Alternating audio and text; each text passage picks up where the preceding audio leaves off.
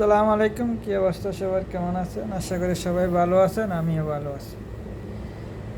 এই জিনিসগুলি আসলে 90-এর দশকে এসে জিনিসগুলি ছিল, 90-এর দশকেও ছিল এগুলা। এগুলো আমাদের দেশের ঐতিহ্যবাহী জিনিস। যারা 90-এর শতকে দেখছে তারা দেখছে এগুলা বিভিন্ন জিনিস, সারিকেল বা খেলাধুলা বা আগের ওই সলকেট, বিভিন্ন আগের অনেক অনেক জিনিস আছে এগুলোতে। তো এই জিনিসগুলো আগে যারা দেখছে বা আগে যারা এইসব দিনগুলো পার করিয়ে আইছে, ওই সময়ের দিনগুলো আসলে মনে হয় ভালো ছিল।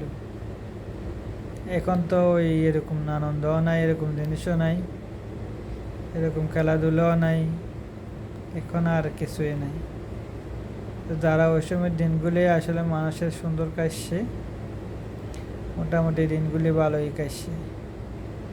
এখনকার এগুলা কি আগের দিনের এইসব খেলাধুলা বা বিভিন্ন জিনিস, সলকেট, টাকা, ওই হারিকেল, আরও এরকম অনেক আছে।